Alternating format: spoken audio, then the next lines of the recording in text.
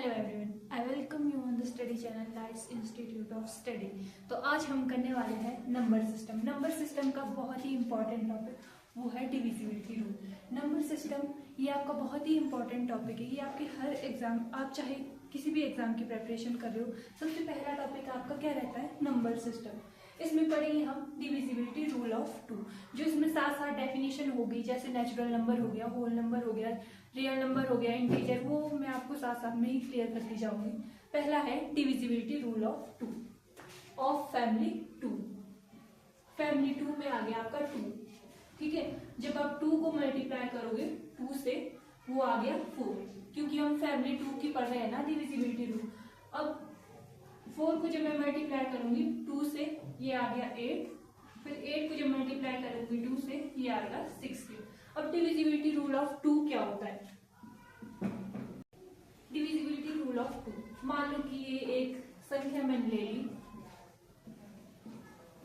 आपने मुझे ये बताना है कि क्या ये टू से डिवाइड करिए बिना इसको भाग दिए, बिना ऐसा कुछ किए। आपने मुझे सिंपल वे में बताना, आपने मुझे बताना है कि ये टू से डिविजिबल है या नहीं।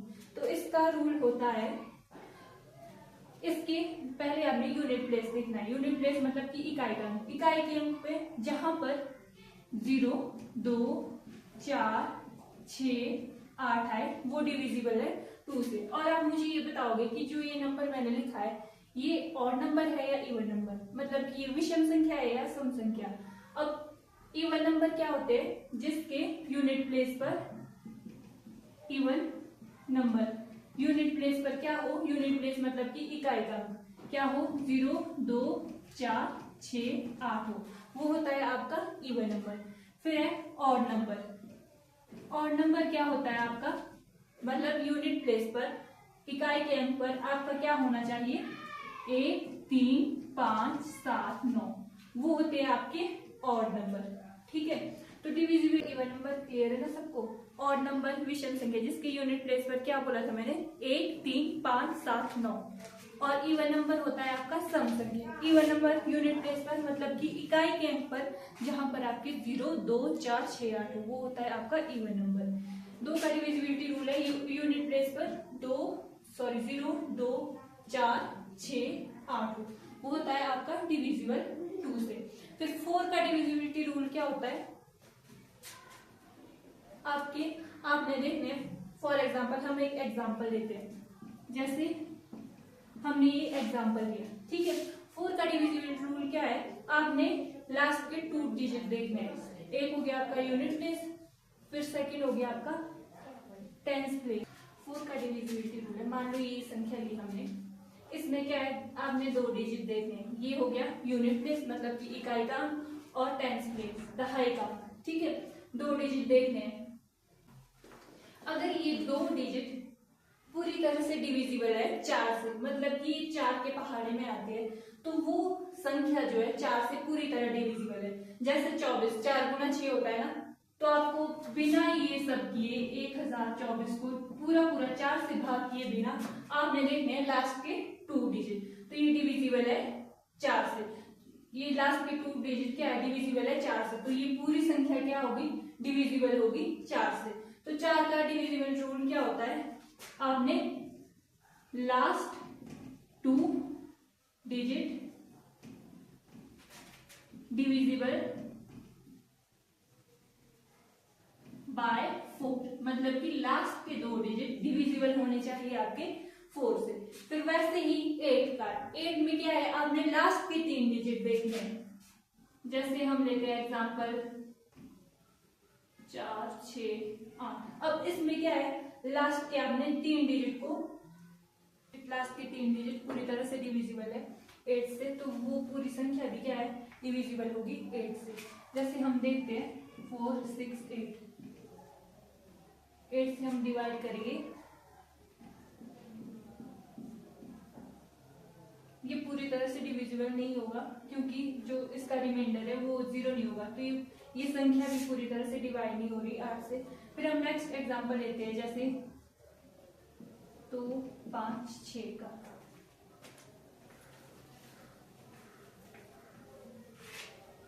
लास्ट के 3 डिजिट बजाय कि आप पूरी संख्या को भाग कर रहे हो 8 से, आपने 3 डिजिट देखने हैं।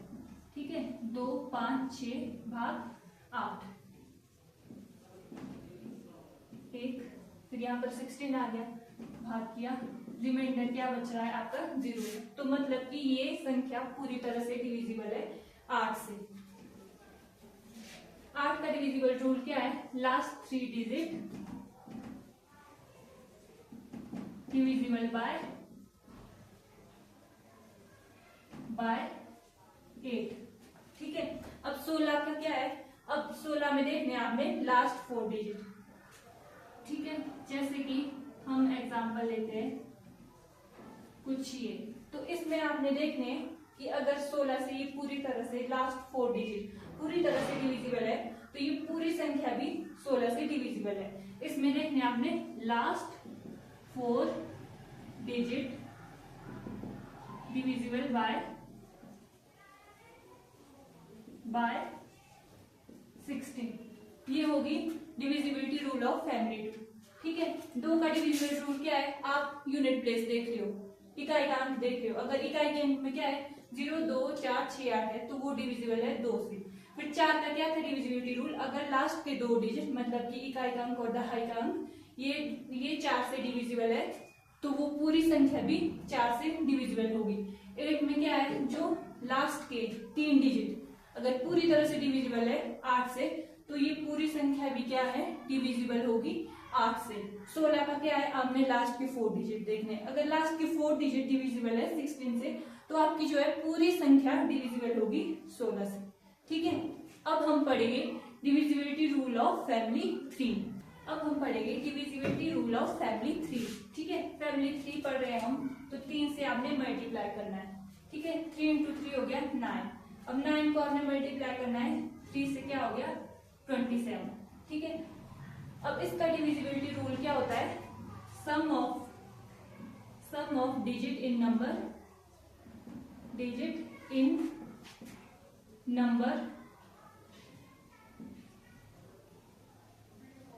should be multiple of 3। should be multiple of 3, should be divisible by 3, should be multiple और divisible by 3, मतलब 3 के पहाड़े में आना चाहिए। should be multiple और divisible by 3। अब जैसे हम इसको समझने के लिए एक एग्जांपल लेते हैं 7, 2, 9 का। 3 का डिविजिबिलिटी रूल क्या है? मान लो ये संख्या है, इसके अंकों को आप जोड़ेंगे तो वो 3 के पहाड़े में आना चाहिए और या 3 से पूरी तरह से डिविजिबल होना चाहिए। ये हो गए 7 + 2 9, 9 + 9 18, 3 के पहाड़े में आता है ना, 3 × 6 होता है 18। ठीक है, तो ये होता है डिविजिबिलिटी रूल ऑफ 3, मतलब कि किसी संख्या के अंकों का योग करके आप जो है वो 3 के पहाड़े में आ रहा है या 3 से पूरी तरह से डिविजिबल है। फिर नेक्स्ट है 9 का भी ये कि sum of digit in number should be multiple या डिविजिबल बाय 9। ठीक है, sum of digit divisible by 9। जैसे कि मैं एक एग्जांपल लेती हूँ 2, 7, 2, 9, ये हो गए थे यहाँ पर 18 + 2 हो गया 20। तो बिना आप अगर डिविजिबिलिटी रूल नहीं होते, बिना डिविजिबिलिटी रूल के आप क्या ऐसे चेक करते ना, ऐसे, तो इसमें बहुत सारा टाइम कंज्यूमिंग प्रोसेस है ये। तो इसके लिए क्या है, आप अंकों का योग करोगे, ये आ गया 20 क्या डिविजिबल 9 से है, 9 के पहाड़े में 20 नहीं आता ना, तो ये संख्या डिविजिबल नहीं होगी 9 से। ठीक है, sum of digit divisible by 9। फिर 27 का भी सेम है, sum of digit divisible by 27,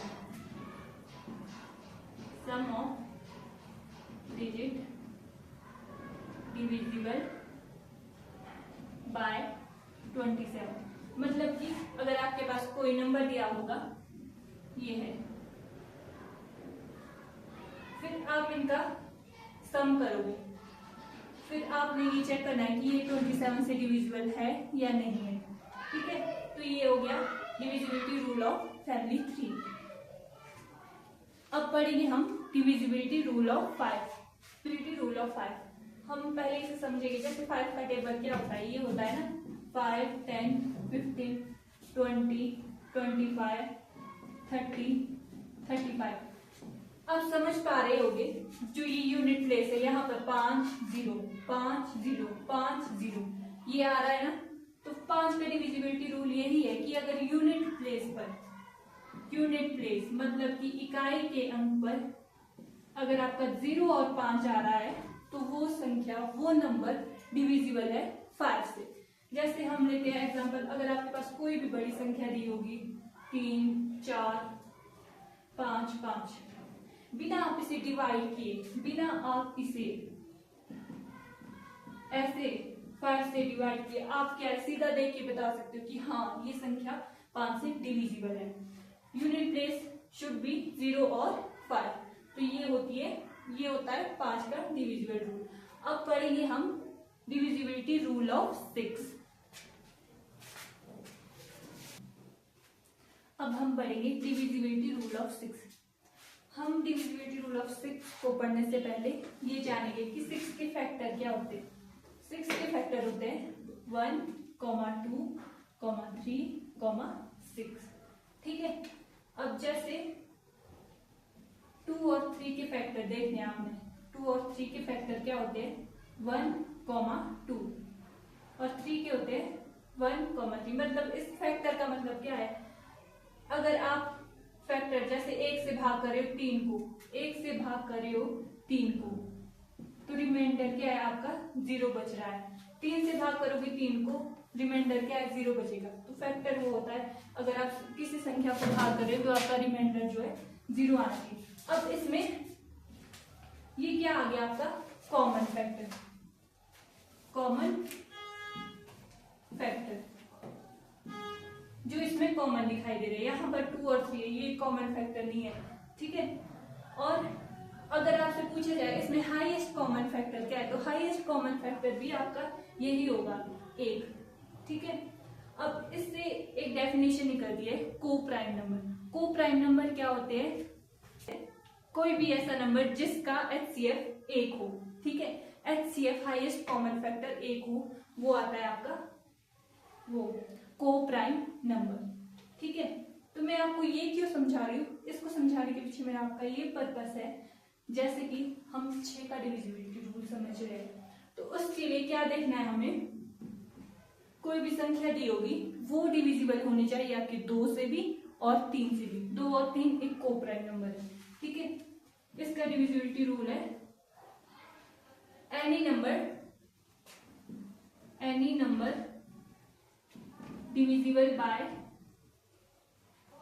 divisible by 2 and 3। अगर 2 और 3 से कोई भी संख्या डिविजिबल है पूरी तरह से, तो वो 6 से भी डिविजिबल होगी। जैसे मैं एक एग्जांपल लेती हूँ 3, 6। ठीक है। अब ये क्या है, एक इवन नंबर है क्योंकि इसकी यूनिट प्लेस पर इकाई के अंक पर क्या है 6 आ रहा है, तो ये एक इवन नंबर है, तो ये 2 से पूरी तरह से डिविजिबल हो जाएगी। अब 3 से देखना है, 3 का डिविजिबल रूल क्या था आपका कि आप सम ऑफ द डिजिट करोगे। ये आ गया 9, ये आ गया 11, 12। ठीक है। तो ये 3 से भी पूरी तरह से डिविजिबल है, तो ये 6 से भी डिविजिबल होगी। तो 6 का डिविजिबल रूल क्या है, अगर कोई संख्या 2 और 3 से डिविजिबल है तो वो 6 से भी डिविजिबल होगी। ठीक है। क्लियर है। पढ़ेंगे डिविजिबिलिटी रूल ऑफ 11। इससे पहले डिविजिबिलिटी रूल ऑफ 10 क्या होता है, 10 होता है। जैसे 10 का टेबल होता है 10, 20, 30, मतलब कि यूनिट डिजिट क्या होनी चाहिए आपकी 0 होनी चाहिए, तो वो 10 से डिविजिबल होता है। फिर है डिविजिबिलिटी रूल ऑफ 11। इसको हम एग्जांपल से समझेंगे। जैसे कि मैंने ये एग्जांपल लिया 1, 3, 3, 1 और यहाँ पर लिया मैंने 2 लिया। ठीक है। अब इसमें क्या है, इसमें हमें ऑल्टरनेट पोजीशन देखनी है। जैसे ऑड प्लेस देखने हमने, ये हो गया फर्स्ट प्लेस, ये सेकंड, ये थर्ड, ये फोर्थ, ये फिफ्थ। तो आप देखोगे थर्ड और फिफ्थ, और इवन प्लेस है ये, मतलब कि ऑड प्लेसेस को आप ऐड करोगे। ऑड प्लेस क्या है आपका 2, 3 और 1, ये हो गए 3, 4, 5, 6। और इवन प्लेस क्या है आपका 3 और 1, 4। इनको ऐड किया क्या आया 4। इनको सब्सट्रैक्ट करेंगे क्या आया 2। तो डिविजिबिलिटी रूल ऑफ 11 हमारे को बताता है अगर रिजल्ट सब्सट्रैक्ट करके ऑल्टरनेट पोजीशन पर जो डिजिट है उनको अगर आप सब्सट्रैक्ट करोगे तो आपका रिजल्ट आना चाहिए 0। तो वो संख्या पूरी तरह से डिवाइड होती है 11 की, और जो रिजल्ट है वो डिविजिबल होना चाहिए 11 की, या मल्टीपल होना चाहिए, 11 के पहाड़े में आना चाहिए, 11 के 11 के पहाड़े में आना चाहिए, तो वो पूरी तरह से संख्या डिविजिबल होगी। पर हमारे पास यहाँ रिजल्ट क्या आ रहा है 2, तो ये संख्या 11 से डिविजिबल नहीं है। ठीक है, अब अगर हम इस संख्या में थोड़ी चेंजेस करते हैं, ठीक है, तो ये होगी आपकी ऑल्टरनेट पोजीशन, ये ठीक है। तो जो ऑड प्लेसेस पर है आपके 1 और 3, इनको ऐड किया क्या आया 4। जो इवन प्लेसेस है उस पर क्या नंबर है 1 और 3, इसको ऐड किया क्या आया 4। फिर इनको माइनस किया क्या आ गया 0। जो रिजल्ट है आपका वो या तो 0 आना चाहिए या 11 के पहाड़ी में आना चाहिए, तो 0 आ गया, तो ये संख्या 11 से डिविजिबल है। और एग्जांपल लेते हैं हम, जैसे 1 3 1 3 1, ठीक है, या